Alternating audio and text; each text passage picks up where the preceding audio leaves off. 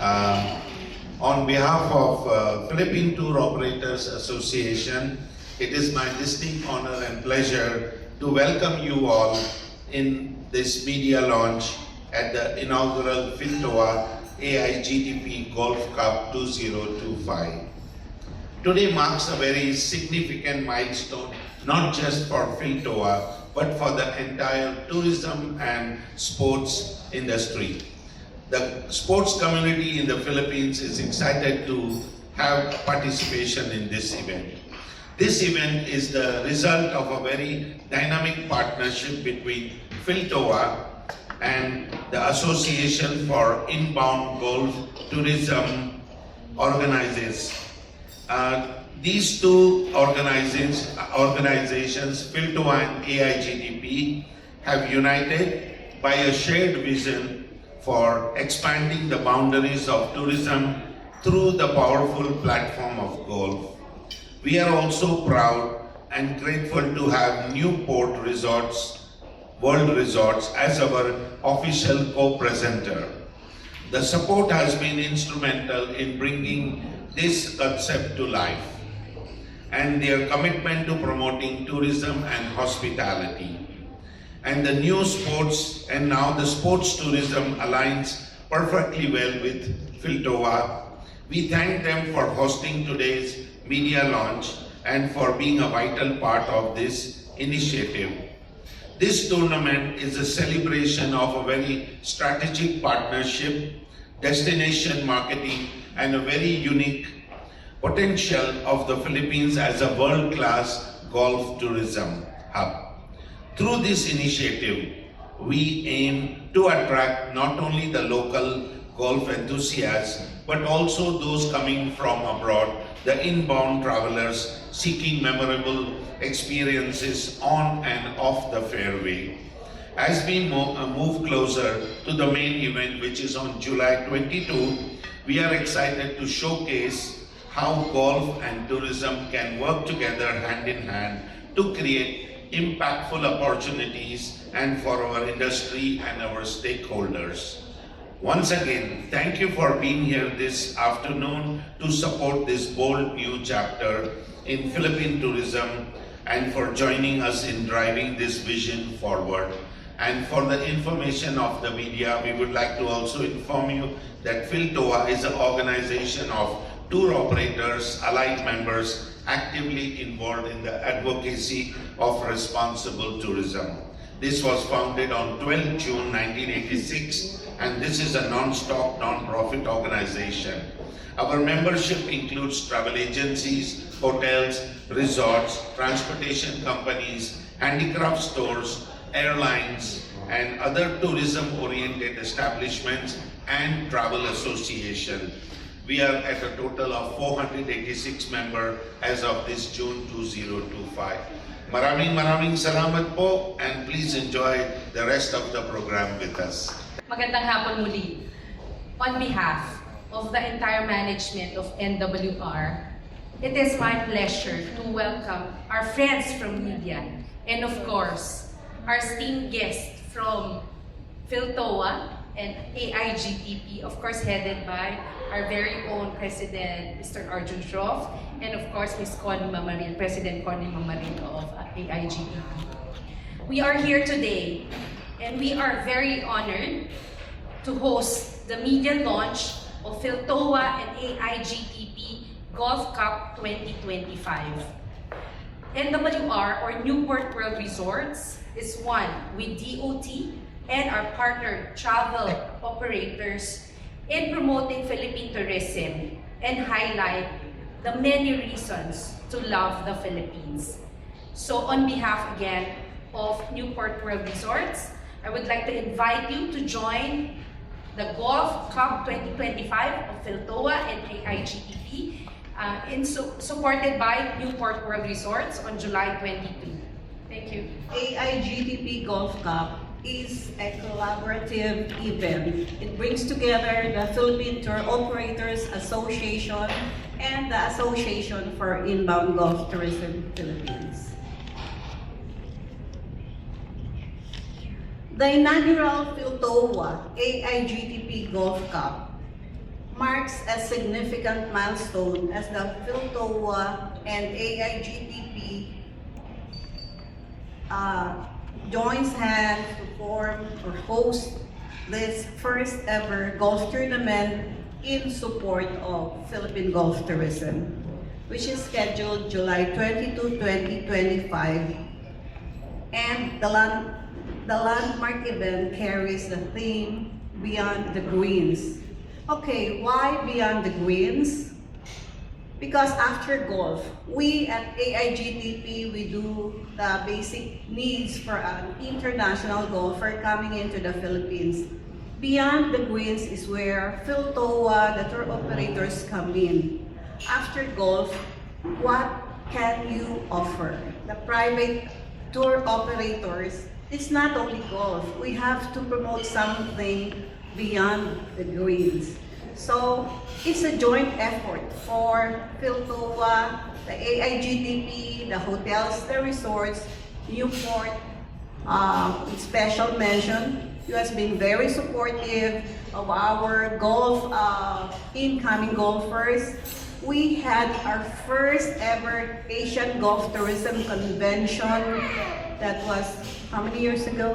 6, 8 years ago, which was attended by 600 golf tour operators from different parts of the world. At that time, it was well supported by our Department of Tourism, the Tourism and Promotions Board. So we wanted to continue where we left off. But apparently, due to changes in the political situation, changes in the administration, different secretaries of the Department of Tourism, we need somebody who should understand golf.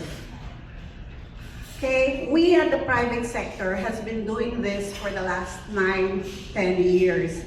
We attend golf conventions in different parts of the world on our own. But,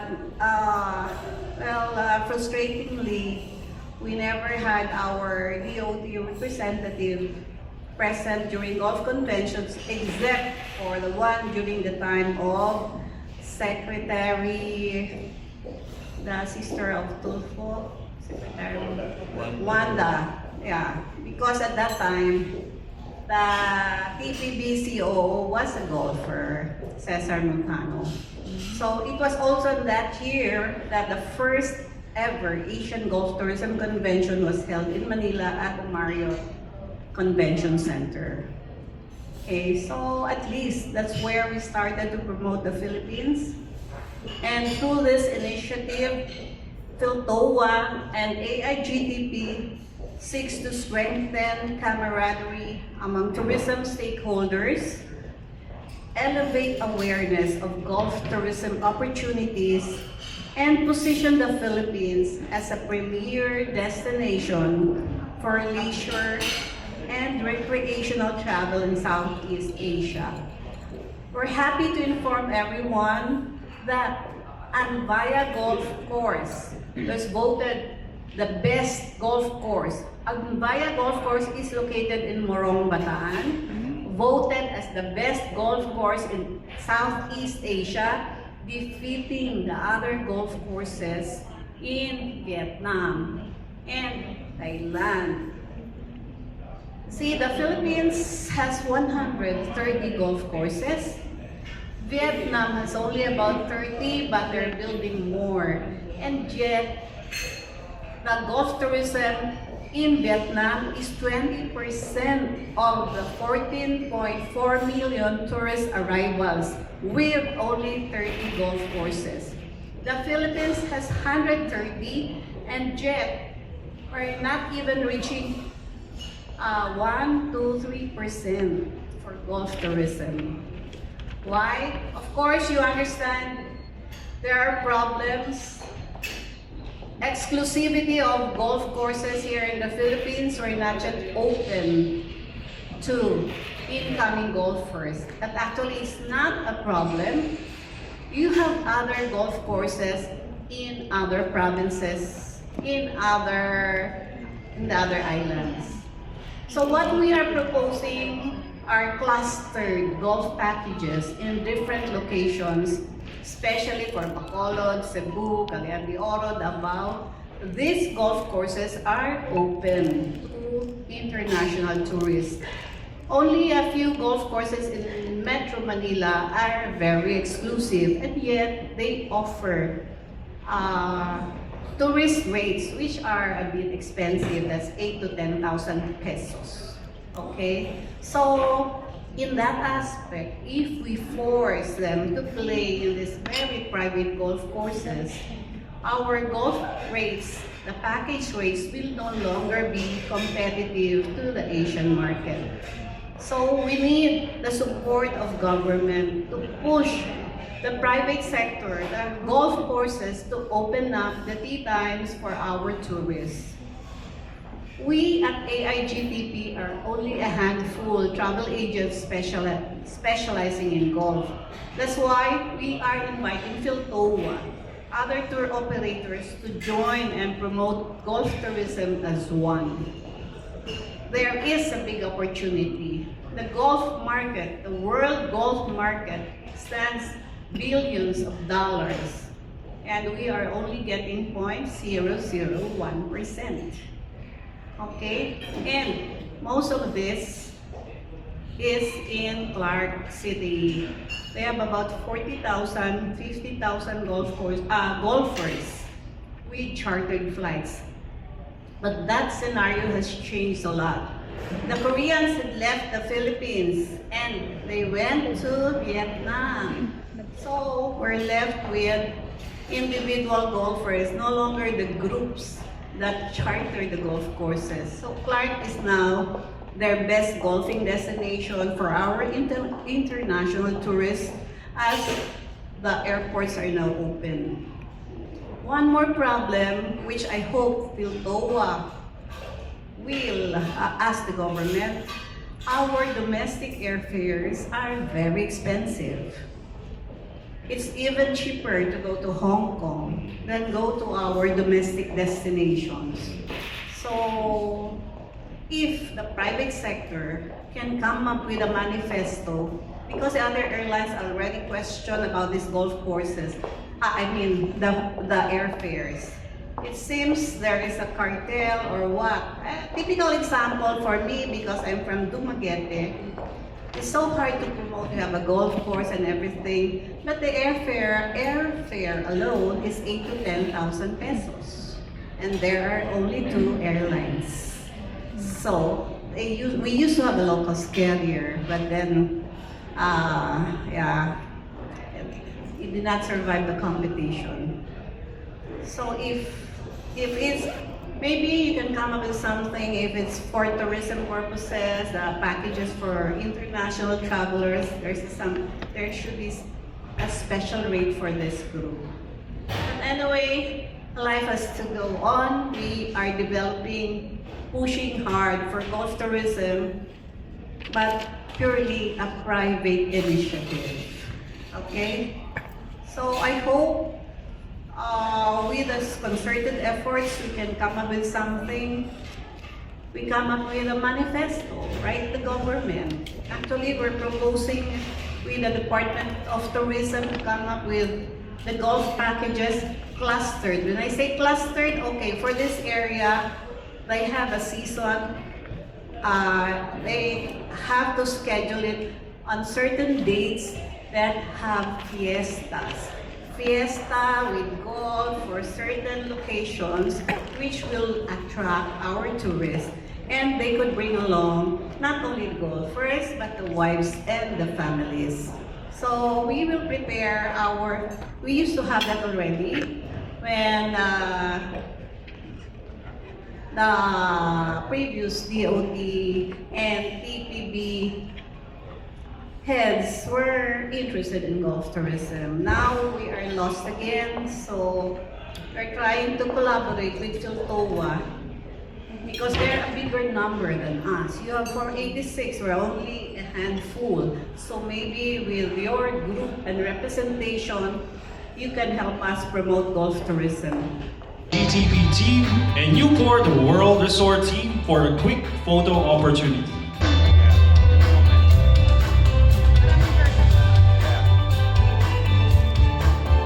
cascades on to awareness about joining different competitions.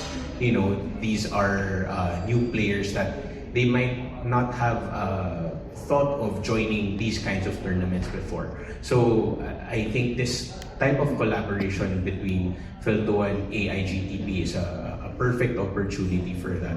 And beyond that, like President Arjun and Chair Connie mentioned before, it's a really good opportunity for our members as well to collaborate. So PhilToa has hundreds of members, AIGTP has dozens of stakeholders as well. So between hotels, tour operators, transport companies, golf courses, we want this tournament to be an opportunity for us to realize the possible synergy between us.